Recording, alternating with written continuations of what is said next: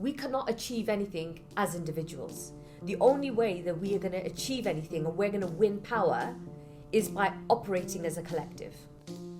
Welcome. That was Shavanah Taj, the General Secretary of the Welsh TUC.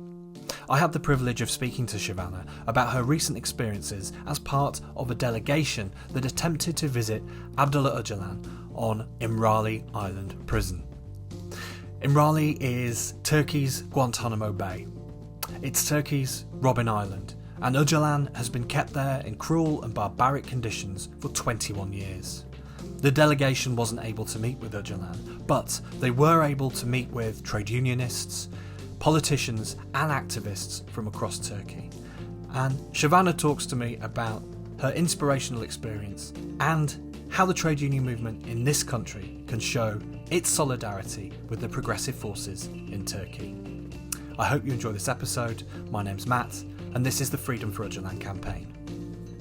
And today I'm in Cardiff with Shavanah Taj, who is the General Secretary for Wales TUC, and has just very recently come back from this year's delegation to Imrali to attempt to meet Abdullah Ocalan. Yes. So thank you for talking to me today.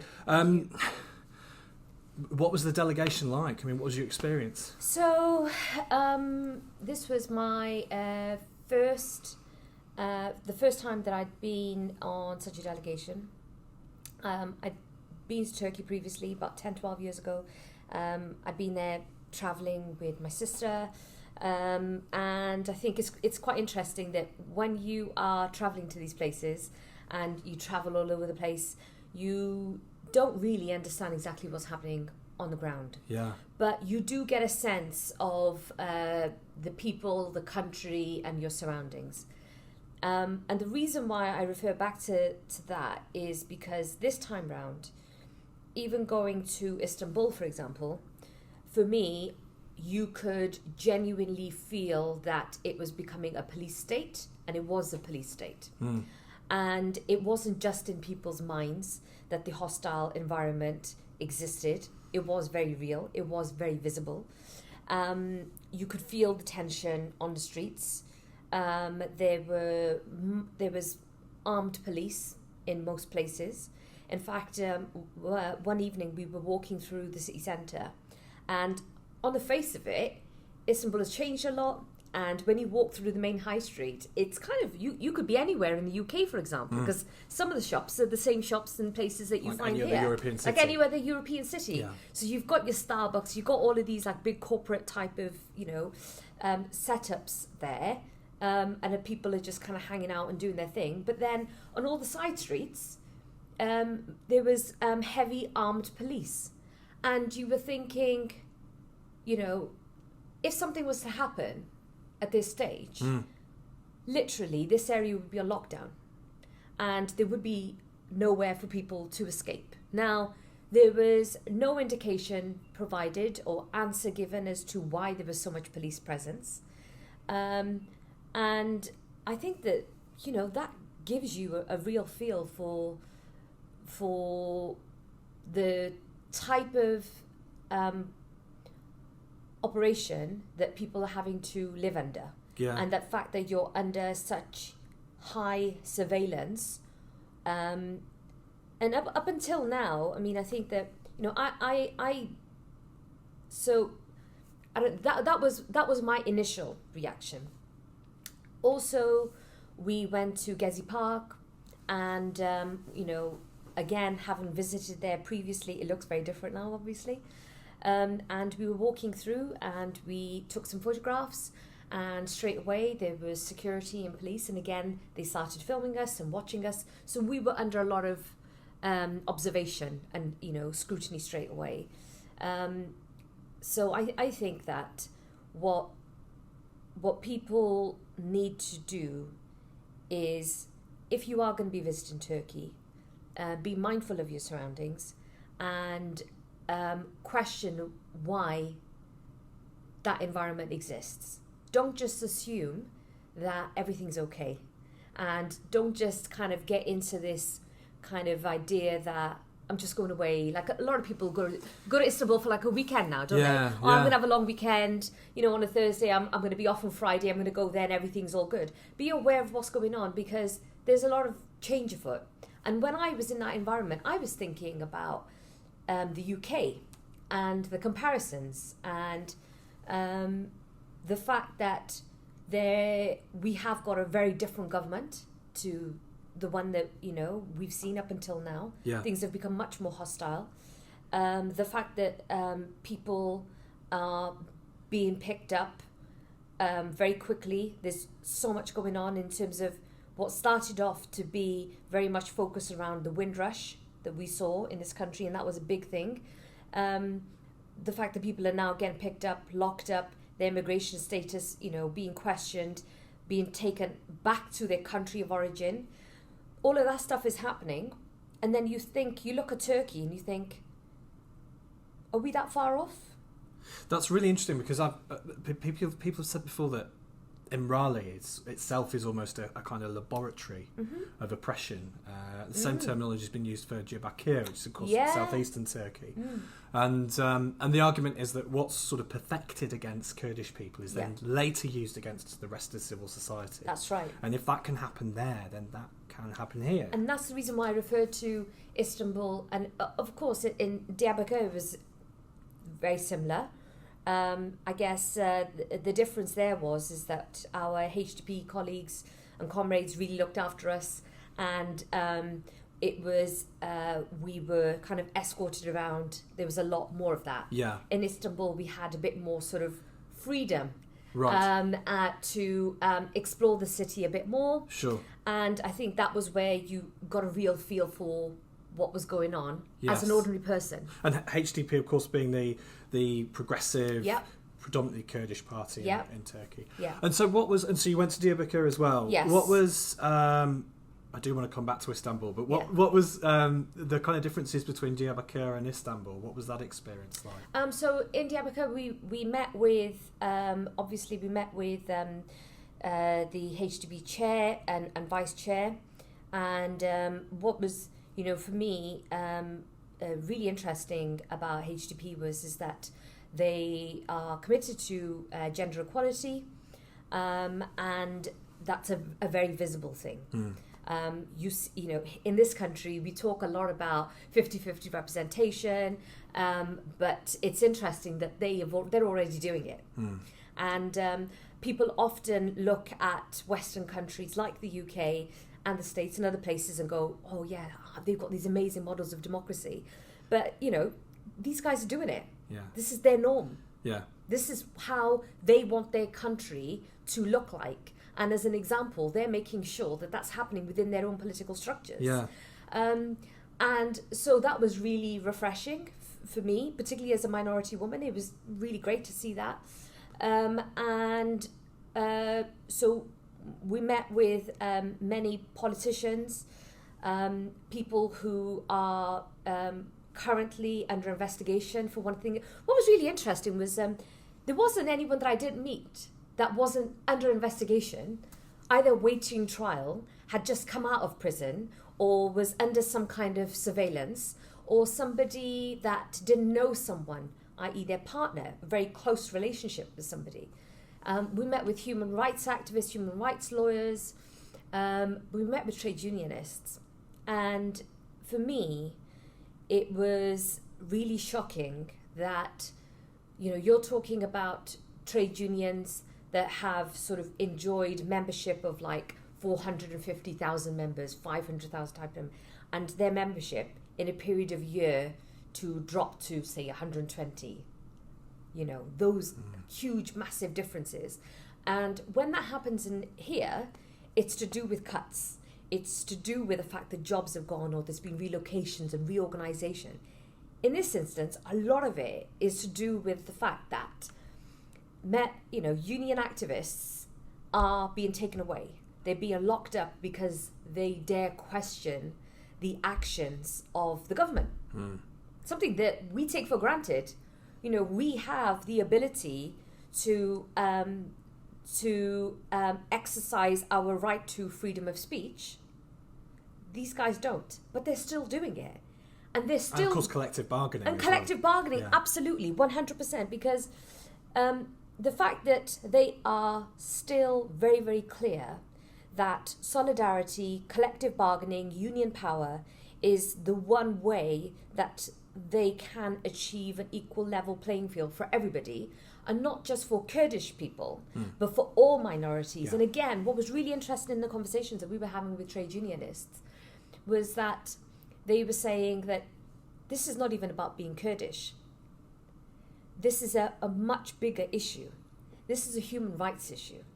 This is about ordinary citizens within Turkey being mistreated, being treated unjustly, being the fact that if you question absolutely the smallest to the biggest thing, it doesn't matter what it is that you question in terms of the government's actions, whether it's to do with the fact that they are making cuts, they are making closures, they are, changing things, it doesn't matter. Or if you, for example, we met with their version of, say, like the Medical Research Council, and their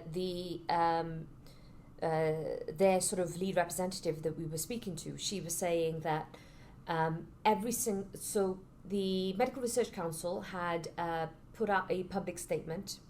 They tried to do things officially through government and it wasn't working, so they felt we've got to go public on this. So they put out a public statement about in relation to the mistreatment and the horrific findings that they personally gathered in terms of the treatment of prisoners. And the government, instead of looking into what it was that these medical professionals were saying, they decided to lock every single one of them up and question them, and to keep some of them. Others that are awaiting trial. It's a really as I say, a lot of our campaigning that we've done in terms of supporting the Kurdish struggle has come about as a result of, very much so I would say, over the last couple of years, and last year particularly because of the hunger strikes, and it became a bigger thing for us. And of course the focus on Öcalan and the necessary factor for him to be released, so that we can have some sensible discussions. I mean, if he's not around the table, I do not believe that we will get anywhere near where we could do as far as actually getting a reasonable peace settlement. That's number one. And what's really interesting about him as well was that it's not just Kurdish people that look to him and are inspired by what he says and what he represents. Many people feel very, very strongly about his vision and about the way that he sees the country progressing. And I while we were there, when we were in Istanbul, and as I say, we had some time, and we went to the Hrant Dink museum, the exhibition. And what was really interesting for me was that there's so much in common in terms of what he was saying, in terms of the rights of Romanians and the Armenians, and what Öcalan is saying, and the messaging is very similar. Now, he was eventually targeted for fighting for the rights of Armenians and eventually killed.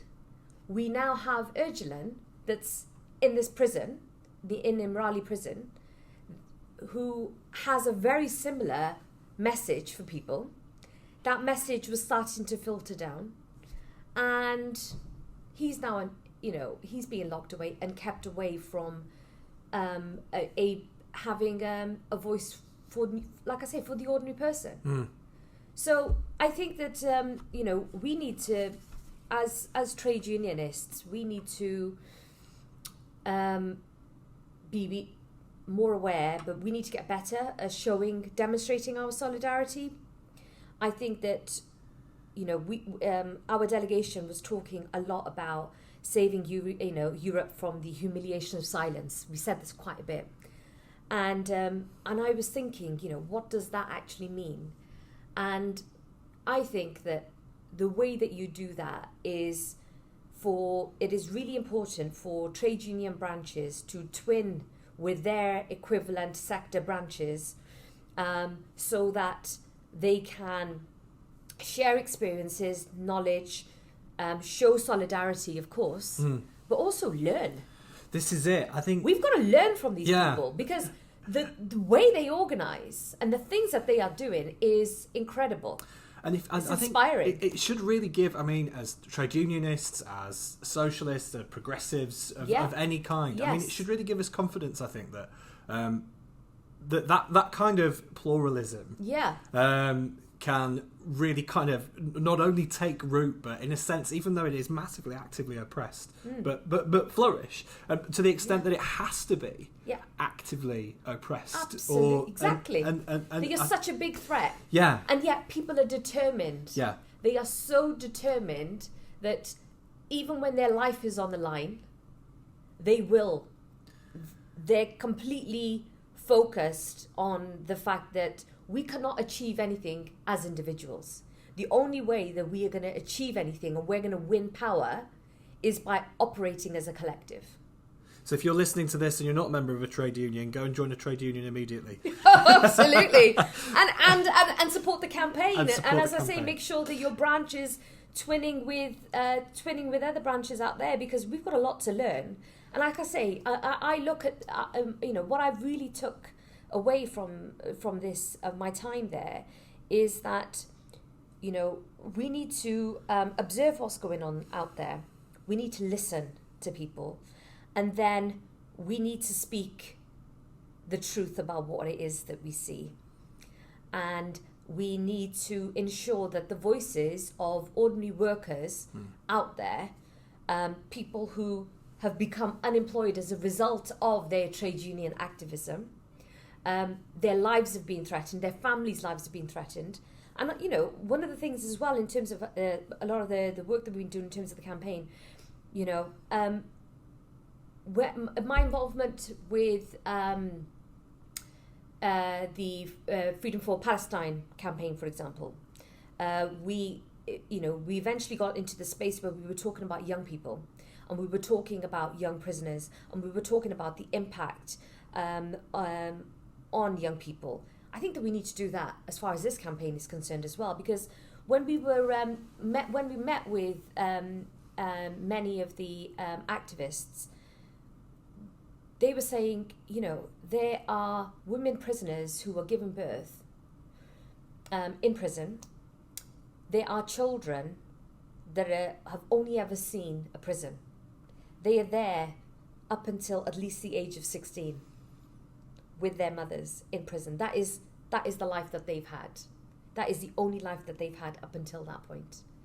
Unless, of course, there is a family member or somebody else who is prepared, and the mother herself is willing for the child to go out into the world. We're not talking about that. We're not talking about the impact. We're not talking about the post-traumatic stress disorder that many of these young people are facing, when doors are being banged down, their parents are being dragged out for them never to see those parents again. It's really interesting. Like I say, it was everything and more for me. Just in that short space of time that I was there, my mind was just like, I came back and I was like, wow, like, where do I go with this? There's so much that we should do, that we can do. Yeah. And I think it's really important to remember as well, particularly that sort of last point you were making about the machinery of imprisoning people and all the rest of it. This is kind of institutionalized brutality. But this isn't some sort of strange anomaly continents away. Yeah. This is a country in the Eastern Mediterranean that is a member of the Council of Europe. Absolutely. Absolutely. And a country that we work with, that we do business with. Yeah. Now, I came back, and in Wales, we are obviously, as the UK, we're leaving the EU. And in Wales, this is the first time that we've now got an international strategy about how we do business, with the world, and how we're open to everyone. And at the same time, we are also, there was a Fair Work Commission that was set up by the Welsh Government, and that came up with a whole range of different ideas about what fair work looks like, how you should implement it, collective bargaining, etc., etc., health and safety, all of these types of things. And I was thinking, and of course Scotland are doing a lot of work around fair work and how you implement that into day-to-day lives. And I was thinking, are we going to apply the same sort of baseline then for people that we're going to do business with, like Turkey? Because we know in the trade union movement, particularly with the Amazon campaign and the gig economy types of campaigns and stuff, we talk now a lot about we're human beings, we're not robots. That we need to create equal level playing fields. Now, we cannot say that we're internationalists, we cannot say that we're socialists if we don't care about the countries that we do business with and the people that live there and the people who are really struggling out there and the way that the government is treating those individuals. You can't, for me as a trade unionist, you can't divorce the two. And so I've already started speaking to some of the Welsh Assembly members about what it is that we can do in this area. I'm hoping that we can organise an Assembly members and maybe some of the newer Welsh MPs as well to have to go to Turkey as part of a delegation visit, specifically as a Welsh contingency. And also there's a few people, politicians, that have said to me that they would like to, again, twin with a HDP politician or a mayor or somebody out there. Because again, we go through processes here, as they do there, in order to get elected. And it's not easy. We know it's not easy. And they get in there and they're being shut down. But they're not just being shut down, they're getting taken away. Yes, yeah. And it's like, it's no big deal, it happens. It's almost like, it's really interesting because it's kind of become like a badge of honour. Oh yeah, I'm on the list. Yeah, I'm just waiting now, see what they do. But it shows their resilience, and it shows how far people are prepared to go to achieve the things that we say our trade union movement is based on: equality, justice, freedom. What does that actually mean? They're living it. I mean, it's conviction politics with a capital C, isn't it? Exactly. And it's not just, a lot of times people talk about identity politics. That's how this person identifies and that's how that person identifies. But what I found really interesting in Turkey is that people identified themselves as trade unionists, as human rights activists. For them, this was about humanity. That's what everything was built on. This was built on, yes, we have our differences, but ultimately, people are people. That's really interesting that their sort of political identity is based on their activism, and I think that probably says a lot about what they've been able to achieve under those circumstances. Yes. So I do want to talk to you about your involvement with the Kurdish community before, because obviously the Imrali delegation isn't the first thing that you've done. You've been a great ally of the Kurdish community for a long time. But just quickly before we move on to that, what was it like trying to engage with the Turkish state to go and visit Ocalan on Imrali? So it was done through the Freedom for Urgent Land campaign group. So I personally, didn't have much to do with that part of it. When we were there, we did do some press calls and stuff like that. We did attempt to try and see if we could go to Imrali. Didn't happen. Some of the delegation members had previously been on such a delegation, and some of them had also done some trial observations. For me, I would be quite, interested in maybe doing that in the future to see what that's like. And again, I think that the more insight that you can get into the reality of how difficult things are, the better, and the more that you can speak on these issues. My involvement I would say, became much more of a real thing last year when Imam Sis from, at the time when he was based in Newport, went on hunger strike. And, in solidarity with Layla and others. And it was interesting because I knew him from his days of, whenever there was anything happening, he was active, and you'd see him out with Unite Community and People's Assembly demonstrations and all types of things. And I knew that he was on hunger strike, and I wasn't sure how long he was going to be on hunger strike for. And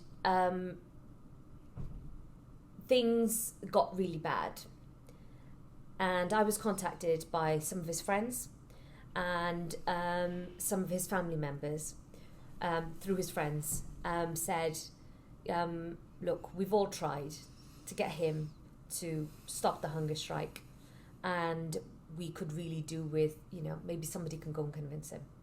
So somehow somebody obviously believed I had that power. So I went to see him, and I said to him, look, I'm not going to tell you to stop your hunger strike, because you would never have started it if you didn't believe in it. And,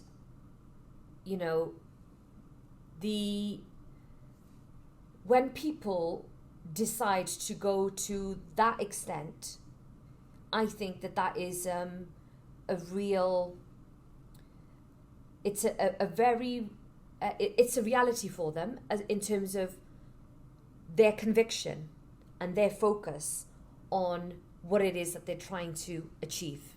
And it goes back to the equality and human rights and the equal level playing field and all of those types of things. So we had a discussion, we had a conversation, and I said, right, okay, I can sit here and we can have a really nice chat, and it can come to nothing, and I can go back and say, yeah, I met with him, yeah, he's on a hunger strike, or we can do something. And what is it that we can do?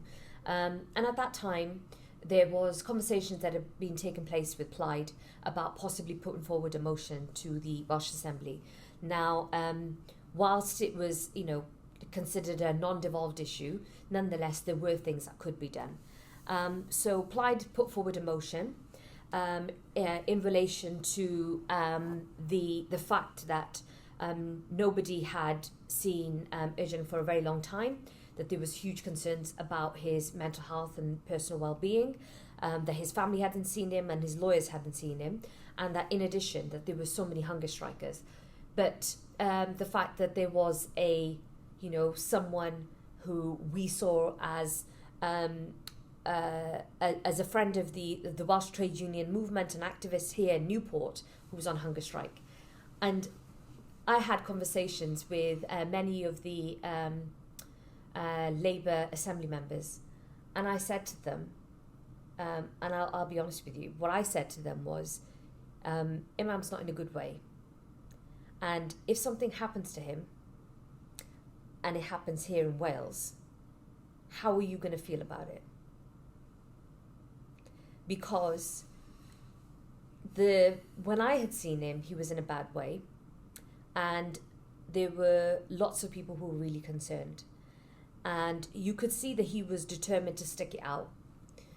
But something had to change, and it had to be practical. So we basically lobbied, and we worked with other friends and comrades in the movement to make sure that a motion was passed that recognised what was that in terms of the way that Öcalan was being treated. We did a lot of work around Parliament as well to get this onto the agenda, and our international minister wrote to her equivalents and other people, and I think that along with lots of other activity, we had motions that passed at Scottish TUC. We then had a motion that was passed at Maine TUC that people should affiliate to this campaign, that this was a really important issue, and it kind of had like this trickle effect, and more people started talking about it, and I think that kind of started getting people to understand what the campaign was about in the first place. Because up until then, it was mainly sort of very senior people within the trade union movement that had gone out, been a part of a delegation, been involved in the campaign and everything. And people always say that, the thing is that this is quite a complicated matter. It's really complicated. We're not sure which side to believe. We don't want to kind of make a mistake in terms of who we're sat next to and all of this. And there was obviously all that, all the concern around the PKK and everything. And of course, the Belgian case has now passed and has made it quite clear that no, they are not a terrorist, organisation. So again, we need to talk about that more, and we need to really push that. And again, I'm talking to Welsh Assembly members about how we can get those conversations going. Okay. So particularly if we are going to be doing business with Turkey in the near future, who knows, then we need to think about some of this stuff as well. And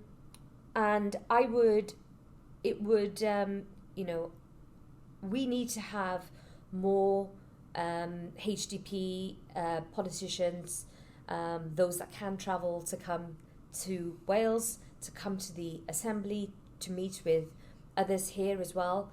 I recently helped organise for the first time ever for the Palestinian ambassador to come and visit, and that was a really big thing.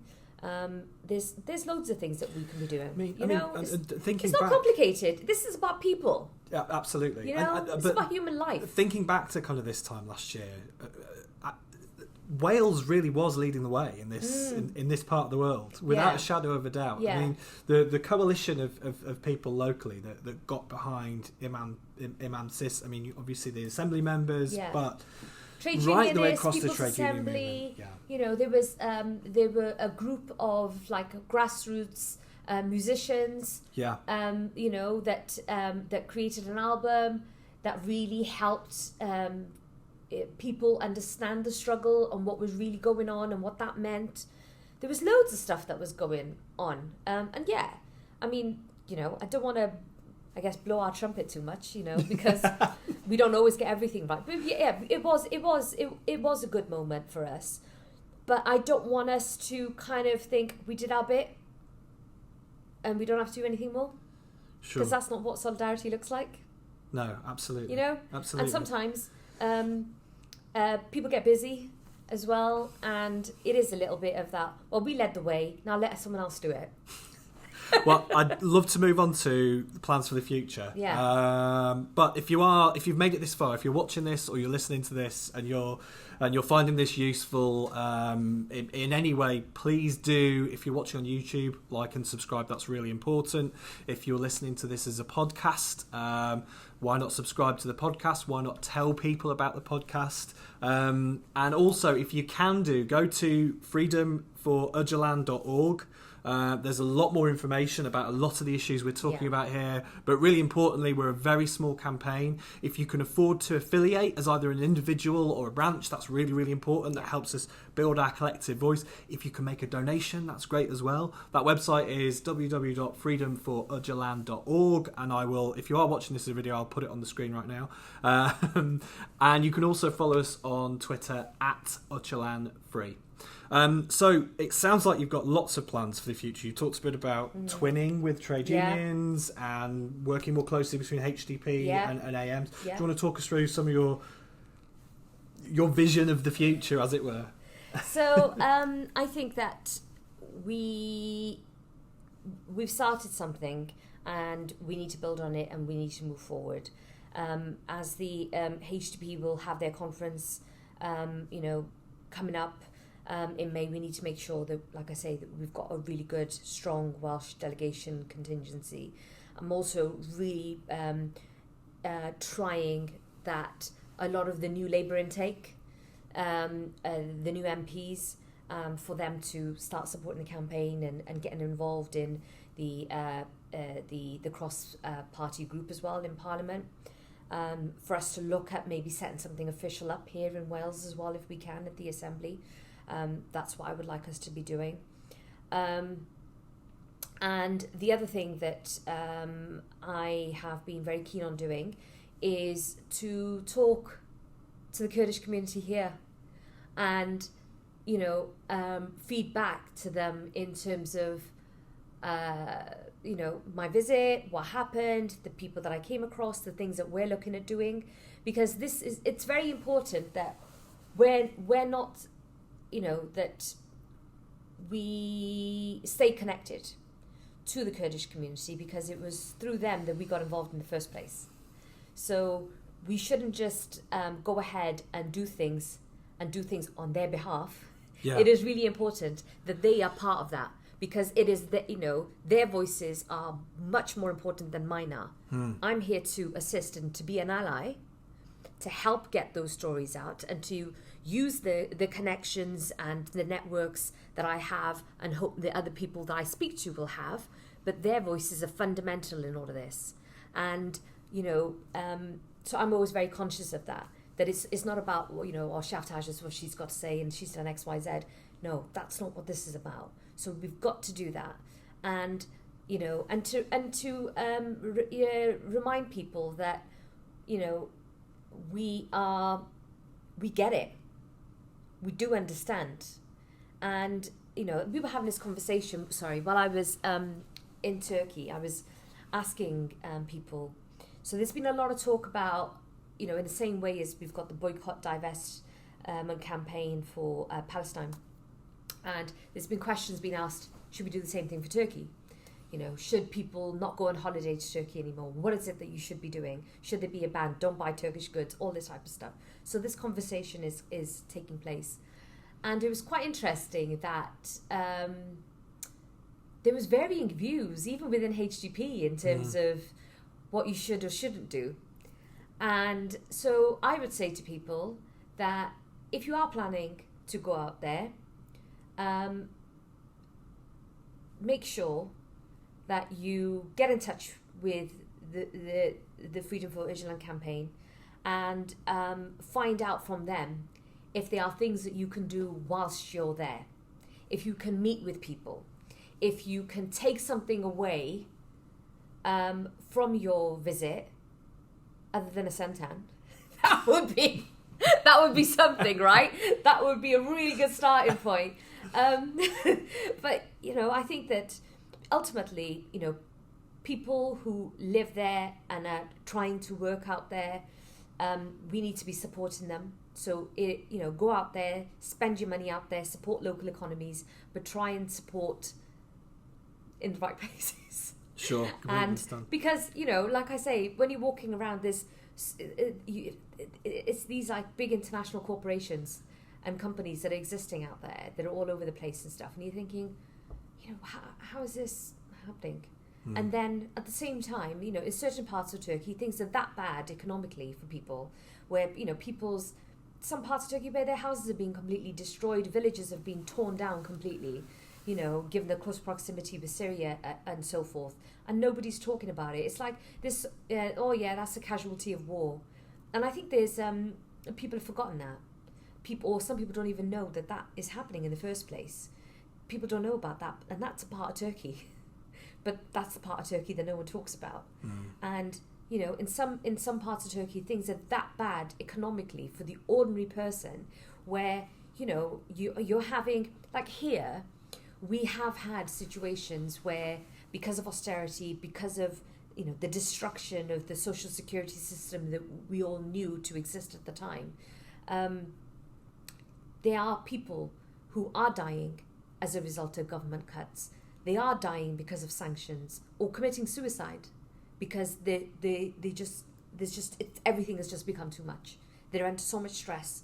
Now, in Turkey, they are people, show up outside of government buildings and so forth and are setting themselves on fire. And not only setting themselves on fire, but setting family members and their children on fire. Because they're saying, our lives are worth nothing. We cannot continue living like this.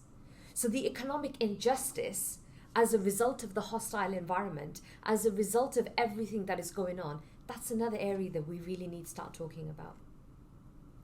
And we need our politicians to acknowledge it. We need our politicians. I mean, this is it. I mean, everything you've talked about today, everything we've discussed, all of it, it thrives in silence and it thrives in ignorance. Yeah. So I think educating people, letting them know about what's going on, and just shining a light on the situation. Shining a light. I mean, people always talk about, Saudi Arabia, for example, and the arms trade and all this stuff. We don't talk about Turkey in that way. No, I think in most people's sort of perception, which, like you were saying right at the beginning of this conversation, you've got one idea of it as maybe a tourist. Yeah. And that's probably Istanbul, which is one side of a very big country. Absolutely. Yeah. Or the other side where you've got really nice hotels and a nice beach and what have you, So what if you had an ask, or how would you suggest a sort of rank and file trade unionists got involved with this stuff? First and foremost, affiliate to the campaign group, number one. Make sure that your branch is affiliated. Then through that structure, I would say, start twinning, look at the opportunities that exist, look at how you can best demonstrate solidarity and support trade unionists out there. That would be fundamentally really important. Sometimes it's the small things that really matter. And, when somebody is a prisoner and they receive letters from other people, from the outside world, that really means something to them. So keeping people's spirits alive in that way and making sure that the voices of the voiceless that are being shut down are still being heard it means everything and then some. An injury to one is an injury to all. 100%. Absolutely. Shavanah, this has been fantastic. Thank you so much for your hospitality. Thank you for inviting me to Cardiff. It is a lovely city. Anytime. I always enjoy being here. Thank you for watching again. Please do like and subscribe. If you want to see more stuff like this conversation with Shavanah Taj, then we need your support to keep the wolf from the door and all the rest of it. Yeah, but thank you for watching or listening, and we'll be back soon. Thanks. This content was produced by the Freedom for Öcalan campaign.